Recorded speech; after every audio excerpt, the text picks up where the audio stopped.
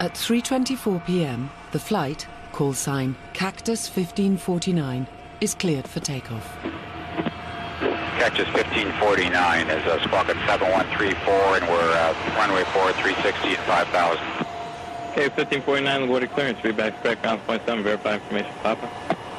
We have Papa, thank you, Cactus South. The Airbus A320 takes off from LaGuardia's northeast runway.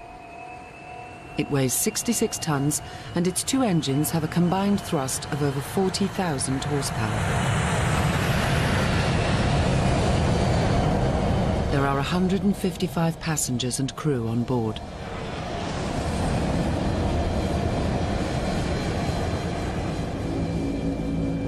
The flight path will take them north, over New York City, before turning west to head for Charlotte. The flight is scheduled to take 2 hours. It will actually last less than 6 minutes. There was nothing going on this flight to make me think that it was anything other than a flight I'd probably get on and probably sleep. Flying at over 250 miles per hour, the plane climbs over the densely populated Bronx. 54 seconds later, with engines still at takeoff thrust, the jet reaches 3,200 feet. Sales manager Mark Hood, traveling first class, is in seat 2A. It's a beautiful day. The sun's shining, it's crisp and cold outside. Out of the corner of my left eye, I glanced out the window and I saw what looked like a gray shape shoot by the window and hit the engine. I knew immediately that the engine had been impacted because it sounded like a colossal bam. It startled everyone. What was that? What's going on? I leaned over and saw the flames, and at that point, like, this isn't good. You know, this is not what you want to see. The captain immediately reports in to air traffic control. This is Cactus 1539. Hit birds. We lost thrust on both engines, returning back towards LaGuardia. You turn left heading up 220. 220. With both engines out, the Airbus is dropping at 18 feet per second. At that rate, the Airbus will crash land in New York in less than 3 minutes' time. Terrain ahead. Pull up.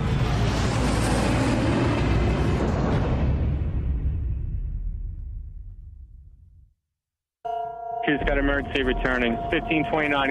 He bird strike. He lost all engine. He lost the thrust in the engines. He's returning immediately. An Airbus A320 with 155 people on board is coming down over New York City after a massive bird strike took out both engines.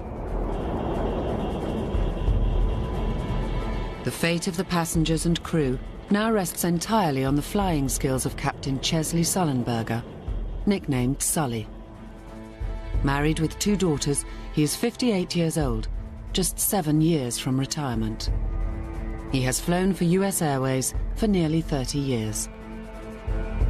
The defining moment of his life and the lives of 154 other people is less than 3 minutes away.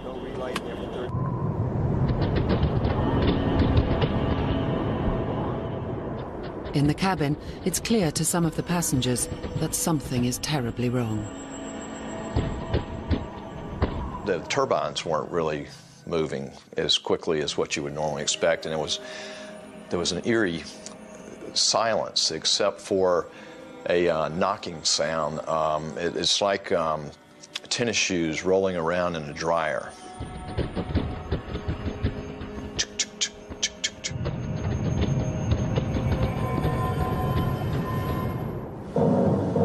Okay, that was a bird strike. Now the power is beginning to roll back, indicating that we do have a loss of power on both engines. Former Airbus pilot Jay Joseph is flying a flight simulator, which is an exact copy of the Airbus A320 cockpit interior.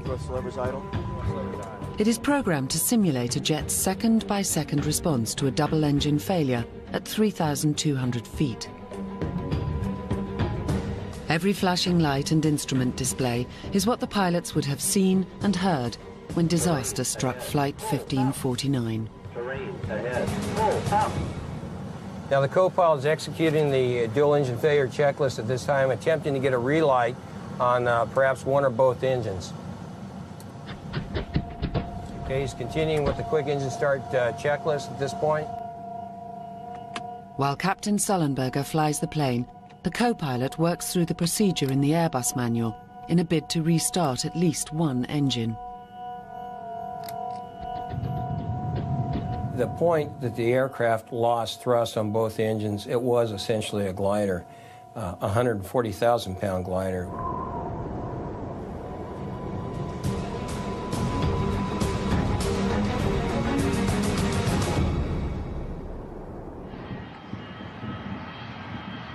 Air traffic control clears a runway for Flight 1549 at LaGuardia, 7 miles away. Hi, Cactus 1549. It's going to be left traffic to runway 31. Unable. Cactus 1549. Runway 4 is available if you want to make left traffic to runway 4. I'm not sure we can make any runway. What's over to our right? Anything in New Jersey? Maybe Teterboro? Okay, yeah, off your right side is Teterboro Airport. Do you want to try to go to Teterboro? Yes. Ahead of him is Teterboro in New Jersey, but even that is 6 miles away.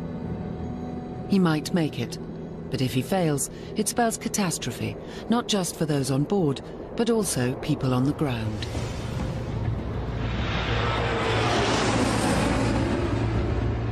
As a professional pilot, Captain Sullenberger is trained to be calm in any situation. But in a later interview, his inner turmoil becomes apparent. It was the worst, sickening, pit of your stomach falling through the floor feeling I've ever felt in my life.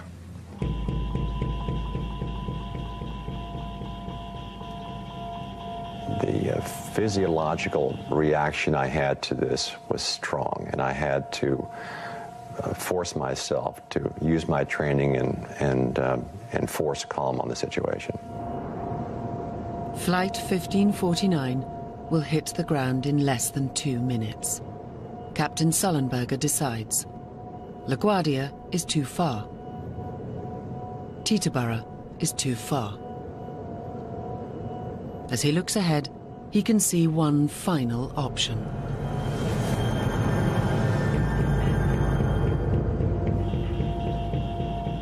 Cactus 1529, turn right 280, you can land runway 1 at Teterboro.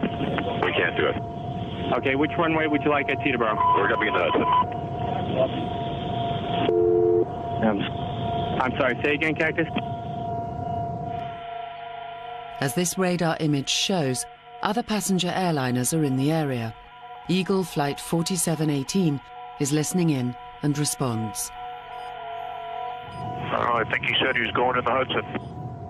In an interview later, Captain Sullenberger describes his decision with extraordinary calmness.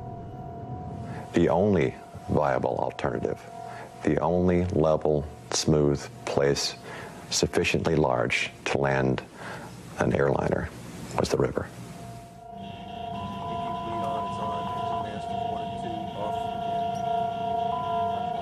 This has the potential to be catastrophic. To set himself up for an unplanned water landing is unprecedented. Nobody would have been thinking about that. Forced landings on water usually end in disaster. In 1996, an Ethiopian Airlines Boeing 767 cartwheeled on landing after ditching in the Indian Ocean at the end of a bungled hijack attempt. 125 of the 175 people on board died.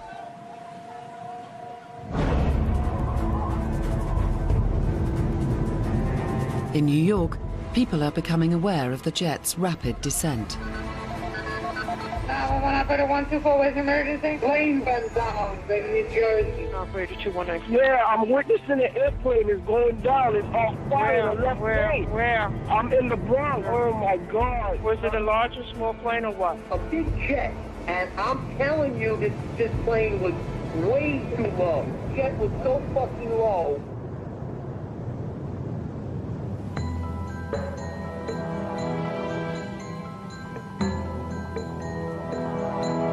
The captain has had no time to tell the passengers what he is attempting, but they know they are going down. I remember the gentleman sitting in 1A grabbing my arm and saying, "We're going to die, aren't we? We're going to die." I'm thinking to myself, this cannot be happening. This cannot be real. This, you know, it was like a bad dream. Ditching in the Hudson is Flight 1549's last chance. But standing in the way is a 600-foot-high obstacle.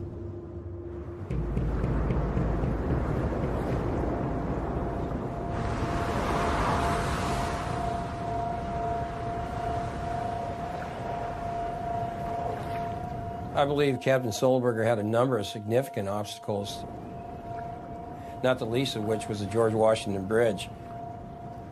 He had no options. That's what he had to work with. Terrain ahead. Pull up. Terrain ahead. Pull up. Terrain ahead. Pull up. Terrain ahead. Pull up. Real-time radar mapping shows the jet approaching the bridge's eastern end at a height of 1,500 feet. Pull up. Terrain ahead. Pull up.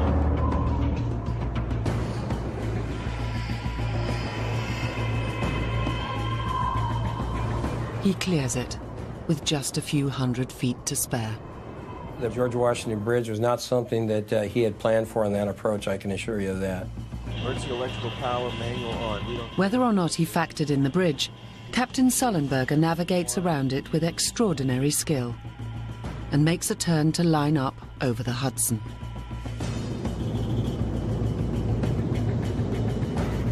Below 500 feet, air traffic control may lose contact with the plane, but they need to know where it will come down. They divert a helicopter, which was taking tourists on a sightseeing tour, to track the jet's movements. Okay, listen, we're going to tell you something important. It's Cactus 1549. We see somebody low level in the Hudson River.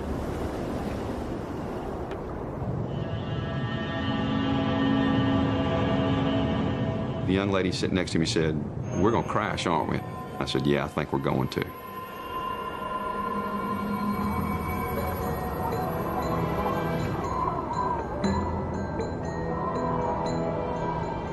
I remember looking at the skyline of New York City and just, you know, looking at it, and I knew we were below the buildings. Man, we could hit a building.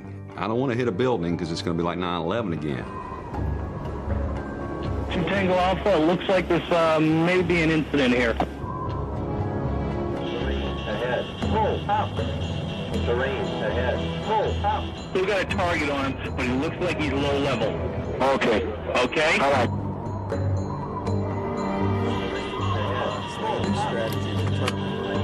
500 feet from impact, Captain Sullenberger makes the announcement no air passenger wants to hear.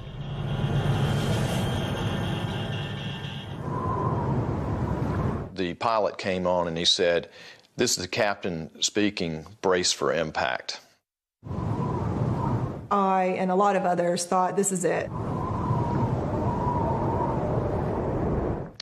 It was eerie that the flight attendants in unison kept saying, "Brace, brace, brace." And then it was a silence for a second. And then they said, "Brace, brace, brace." And it was very eerie. It was one of those moments that was out of an Alfred Hitchcock movie.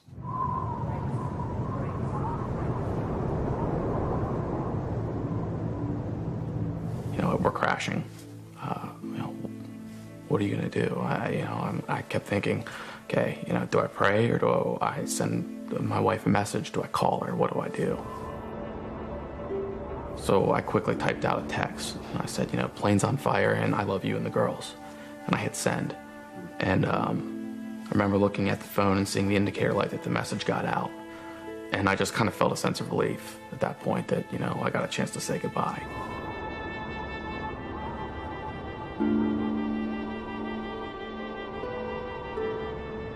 life goes by instantly. It's like, will I see this person? Will I ever talk to this person again? If this was the end, was I the person that I really wanted to be all my life? I was not ready to die yet. I have too many things to do. The possibility of not surviving was not a thought in my mind, but neither was the thought of living. It was just a peace that was over me, and I was ready to accept whatever was going to happen.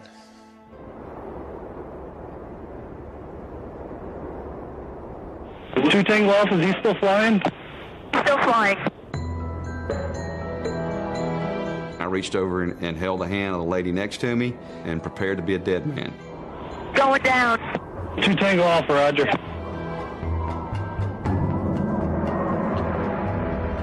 At 3:30 p.m., music industry executive Neil Lasher is in his 27th floor home overlooking the Hudson. I'm looking out my window and I see a passenger jet coming right past the window, and it wasn't heading up and it wasn't heading straight, it was heading down. Oh my God, something's going on here. It was unbelievable.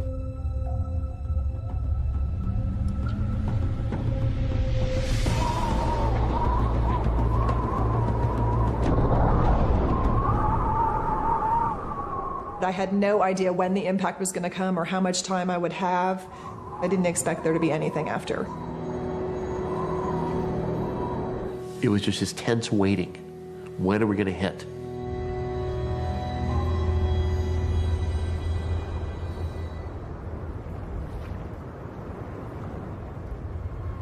Sky's going down. Roger.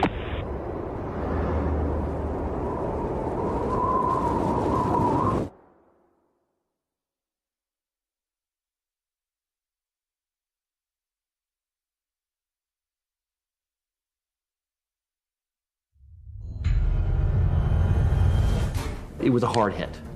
Absolutely the hardest landing I've ever been in. We hit the water, and you could feel a definite jarring. My knee hit my sternum and actually cracked my sternum. But it was just a jerking motion, and then it was just slowing down, and the plane actually groaned. You know, it was, whoa.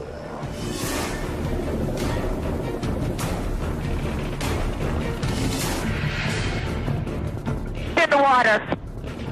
Roger.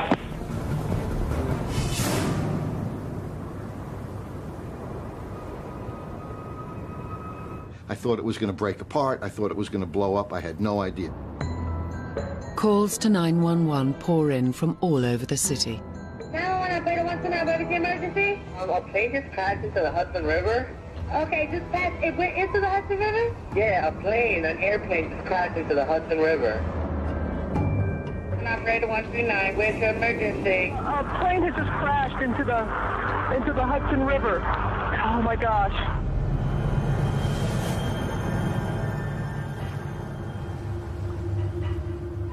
I was giddy with excitement.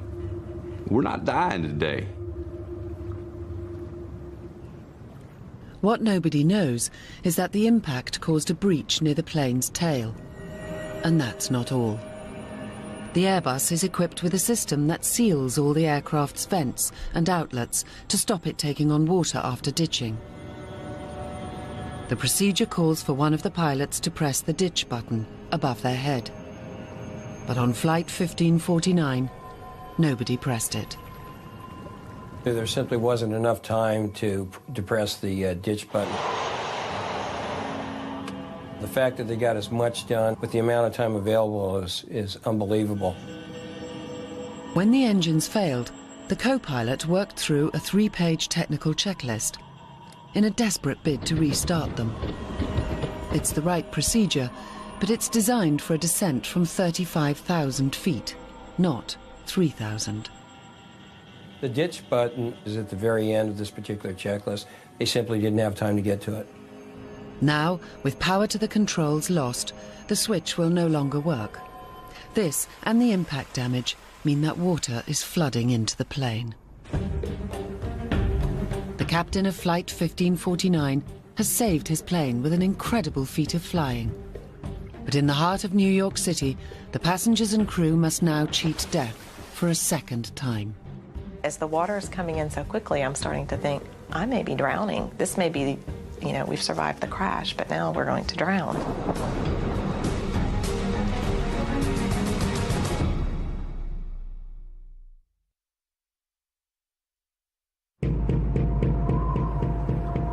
He's going down. Roger. In the water. Roger. Having survived a forced landing in the Hudson River in New York City, the passengers and crew on board Flight 1549 remain in deadly peril. Thousands of gallons of water are flooding into the plane. No one knows it yet, but in just 24 minutes, the cabin and wings will be fully submerged. Anyone still on board will drown in the icy waters of the Hudson.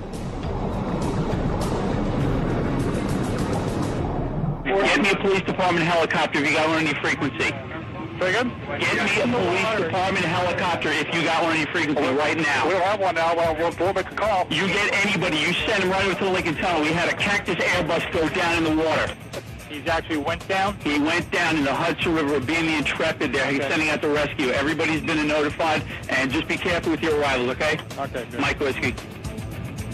Within a minute of ditching, news of the incident is relayed to the crews of the Hudson's commuter ferry services. We got a call over the radio, plane in the water. So immediately I grabbed the radio, I said, we're on it. Do you have that Cactus in sight? No, the Cactus is gone. He's down in the river right now.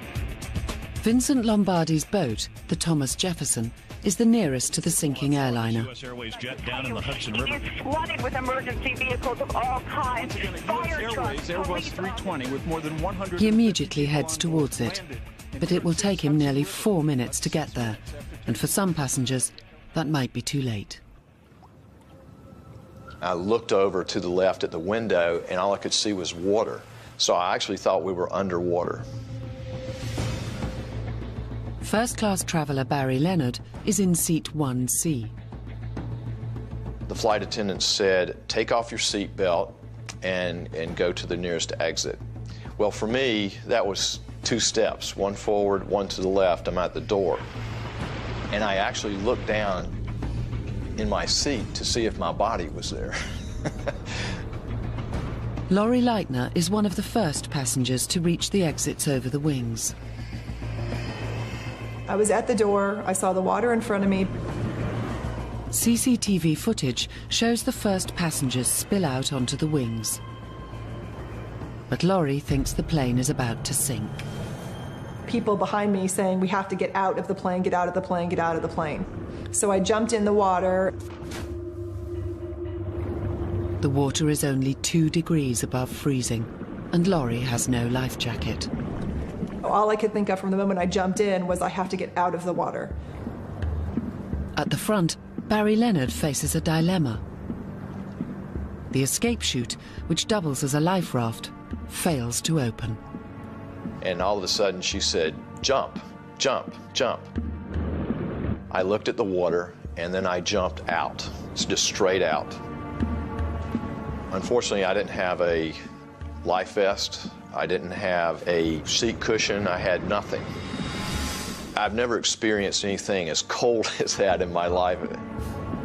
I knew from reading that I probably had 5 minutes before I started to lose my faculties. At the back of the plane, the situation is critical. Water is flooding the rear, causing it to sink. And both exit doors are submerged, so can't be opened. Vicky Barnhart is in the back row. As the water is coming in so quickly, I'm starting to think, this may be how I'm dying now. I'm going to drown. It just felt like it was getting deeper and deeper. And I remember just thinking, I have to tell my family goodbye. I flipped open my phone. I knew it would just take 2 pushes of a button to call my husband, and that's what I did. Of course, I got his voicemail. I got a phone call from her. I just assumed that they were on the ramp and that she was going to be delayed. I just basically said, I think this is it. My plane has crashed. I love you. I love the kids. And I love you, I love you, I love you. I think that's basically what I said. But about 15 minutes later, checked her voicemail, and that's when, she basically said, we've crashed. She was screaming into the phone. Everybody around her was screaming. I felt somewhat peaceful. But I was also sad that I might be leaving a family so young.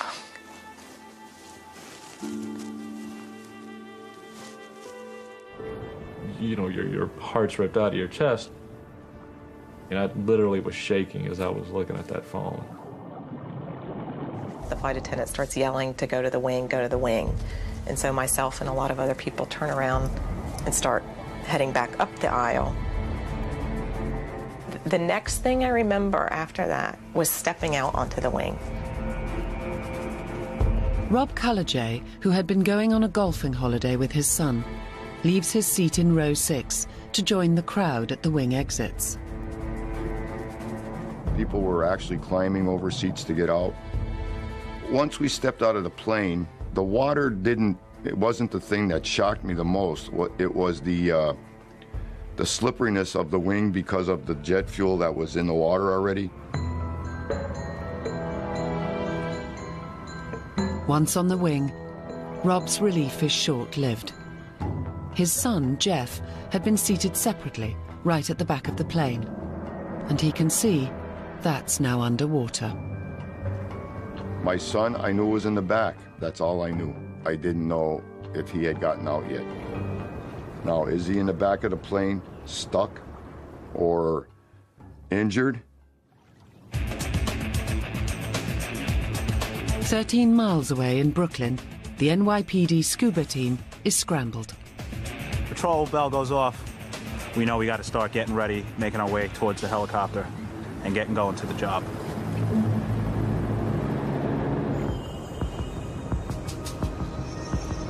At the plane, several people have fallen off the wing or jumped into the water. And you could see the fear and terror in her face. And I said, "Miss, don't give up." I actually slid down into the water off the wing and grabbed her and pulled her onto the wing, yelling all the time, "You're going to make it, you're going to make it." Nick Gamache is one of the last to reach the plane's forward exits, where Captain Sullenberger is ushering people into the rafts. He was just kind of standing there, and he was the picture of calm. I mean, we just crashed a plane, and here he is. I mean, he's wearing his captain's jacket. And he was, just telling people, get into the rafts, get into the rafts. And he was yelling at people from the back to come up to the front. After jumping out of the plane without a life jacket, Barry Leonard tries to swim to the shore, but then has doubts. There's no way that I could make it to either shores. I will not survive. I honestly just turned around and started swimming back to the plane. The front life raft on Barry's side of the plane has finally deployed. Freezing and in a state of shock, Barry is pulled onto it. There was a pilot that was sitting on the side of the raft, and he said, "Sir, you have to get out of your clothes. You're going to freeze to death." He actually took his shirt off of his back and gave it to me. Well, I thought it was just incredible that he had given me his shirt.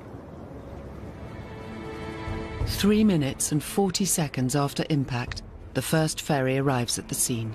As I pulled up to the plane, guys were cheering, women were crying. My guys started handing out life jackets. We tried to get as much out there in the water as possible in case somebody slipped off a wing or one of the rafts deflated. People's lives were dependent on us. Deckhands help Vincent carefully maneuver his ferry as close as possible to one of the wings. They were giving me hand signals, 3 feet, 2 feet, stop. But the plane is in the middle of the river, where the current is fastest, making it a constantly moving target. So it's an ebb tide, and we're just on the south side of the plane. and the plane keeps turning in to my starboard side. As a second ferry arrives, another problem emerges. The boats aren't designed as rescue vessels. Their decks are nearly 7 foot above the water, too high for the passengers to reach. The boat crews throw down nets and rope ladders. As passengers begin to scramble up from the wings, a new danger looms at the front of the plane. The back of his boat was starting to swing towards the people in the lifeboat, and we all start yelling at him to stop, stop, stop, because he literally squished into the lifeboat and was making it kind of push up a little bit. And I thought, oh my gosh, you cannot injure those people.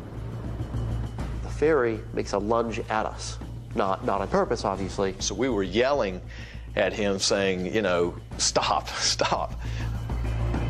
The emergency slides, which double up as life rafts, are still tied to the plane. We wanted to cut the raft loose from the plane, so if the plane went down, it wouldn't pull the raft under too. We immediately said, throw us a knife. Mark Hood is in the same life raft. The ferry came back, tossed the captain a knife. The captain cut us loose, and we began to float free. 60-year-old Rob Cullajay has been on the wing for over 4 minutes. His only hope is to climb up onto the ferry. I scooted up this makeshift ladder. At that moment, I was petrified because of the fact that I didn't see my son. I saw everyone else but except my son. One of the officers said to me, there may still be bodies in there, we don't know. Hundreds of New Yorkers are witnessing firsthand another major catastrophe in their city, and some of them are filming it. Definitely a plane. The top tail. Yeah. There's a life raft with people in it. In this previously unseen footage, workers in a Manhattan office block capture the dramatic scenes. But it didn't go under. It's still above the water. It's still, I see the cockpit. Don't stop recording then. You can sell that to the newspaper.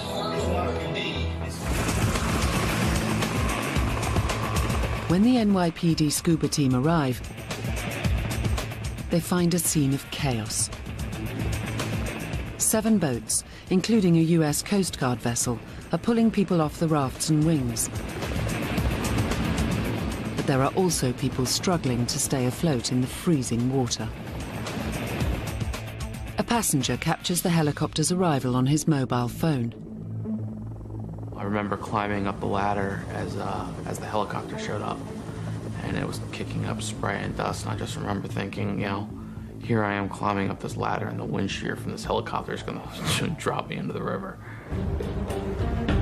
When we got down lower to the water, we saw that one victim in the water, and I said, that's who needs the immediate help. That's the person that we have to get to first. And I knew that I can get to her much faster if I didn't have a tank on. Mike just gestured to me. He goes like this. He made the split-second decision to take off his gear, and we collaborated and decided one with, one without. In the crush around the sinking plane, the helicopter can't get lower than 20 feet. Ordinarily too high for the scuba divers to jump. There's a lot of things going through your head, but the one priority is getting in that water as fast as I can and getting to that victim. Detective Delaney knows that if he delays, the woman could drown. He makes an instant decision. Detective Delaney went in first, and he took off. Detective Rodriguez follows his teammate into the water. We swam up to her from the side or the back, and she was in a bit of a panic. She was frightened. I told her to let go of the net. You're gonna have to trust me. And she then thought that the ferry boat was gonna roll over us or you know, run us over. We both swim her over to the closest platform, which is a rescue ladder with a platform that one of the ferry boats deployed. Now she's taken care of. And now, you know, the mode turned towards the plane. We got to get to the plane. We're at this point, we're thinking there's definitely victims inside. As the divers continue their search, Rob Cullejay is safely on a ferry. But he has been separated from his son, Jeff, ever since boarding the plane. I still hadn't seen my son yet. Your mind plays funny games with you. And I start seeing my son as a little toddler again. Things go through your mind that I'll never see him again. Life ended too early for this kid. The plane is now just 13 minutes away from sinking.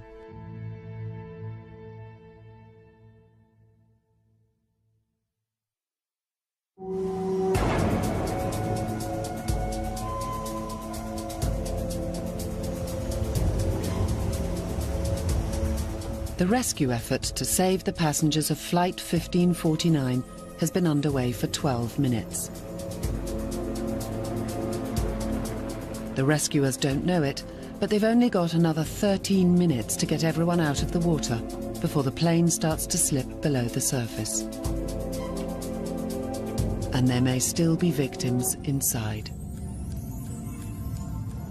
I entered the plane from the wing's emergency exit windows, and I made my way very slowly. I finally make it to the center aisle after moving away some luggage. And at that point, I hear my partner screaming, "Get out of the aircraft." I told him to wait a minute. I took a good clean look, ducked my head underwater a bit, felt around, didn't feel anything. I hear him screaming again, and he says, "Get out, get out." And he makes a motion like that, and I didn't argue with him. I get out of the aircraft. He saw a shift in the airplane, and he saw the water line going above some of the headrest in the aft part of the aircraft. So that was it was a good call. 3:55 p.m., 25 minutes after crash landing on the Hudson, half the plane's cabin is now submerged. Carlisle Lucas, captain of the ferry Athena, pulls alongside the life raft, carrying Captain Sullenberger. The pilot, he was the last man out, and he came up and sat down in the upstairs cabin here on the boat. And then I asked him, do you think everyone got out of the airplane? He said, I went down the aisle twice and looked in every seat. He goes, everyone's off that airplane. Shocked passengers are ferried to the harbour side. Rob Cullejay is among them. I'll always remember one policeman coming over to me and asked me how are you? Why are you crying? I said, I don't know if my son's alive. More and more police officers were coming up to me and asking me, what did he look like? What did he have on? As police search for his son, Jeff, Rob is recuperating at a temporary aid station on the New Jersey side of the river. It's almost 4 hours since Rob last saw his son. He is beginning to lose hope when suddenly there is a phone call.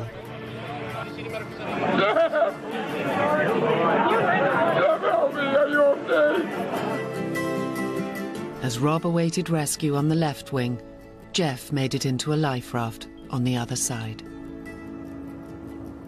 We're alive. I couldn't believe it. I really couldn't believe it because I had just nightmares of twisted metal and going underneath the water and just everything. Father and son are finally reunited.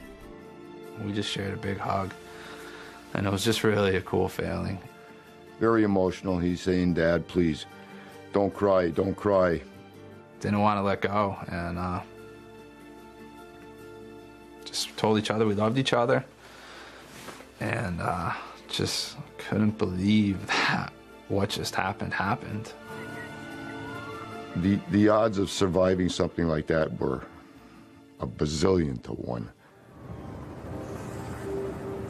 An investigation into the crash is underway and has confirmed that the impact caused a breach in the plane's rear bulkhead.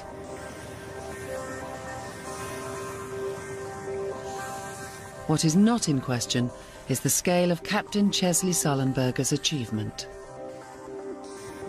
The outcome of Flight 1549 could have been very different. There are so many things that could have gone wrong that went perfectly right in this specific instance. Flight 1549's double bird strike occurred at 3,200 feet. Most bird strikes occur at under 500 feet. A sudden power loss in both engines at that height would have given Flight 1549's pilots less than 30 seconds to react, resulting in almost certain disaster. This is simply one of those circumstances where you don't want to run out of altitude, airspeed, and ideas simultaneously. Captain Sullenberger knew that he had to bring the aircraft down tail first, at an angle of 11 degrees. Any steeper and the fuselage would have hit the water too hard, causing the plane to break up, with fatal consequences. But speed was also critical. There was very, very little margin for error. If he would have run out of airspeed at 100 feet, it could have been catastrophic. Captain Sullenberger must touch down at no less than 130 knots, or risk a fatal stall. Terrain ahead. If his airspeed falls too low, the only way to increase it is to drop the nose.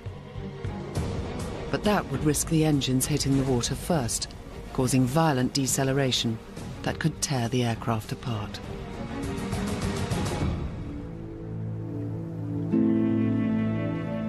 The passengers who survived Flight 1549 are already finding that the crash has changed their lives in unexpected ways. I know there's other things I'm supposed to do with my life, and I think there's 154 other people that also have something that they're supposed to do with their life. I see it as a second chance for life. My husband and I are adopting. We've signed up with an agency to adopt a baby. I've questioned everything now. You know, is this the type of work I'm supposed to be doing? You know, is this, there's so many things that you can't help but to question and wonder what's next. Enjoy life. Live for today, don't live for tomorrow.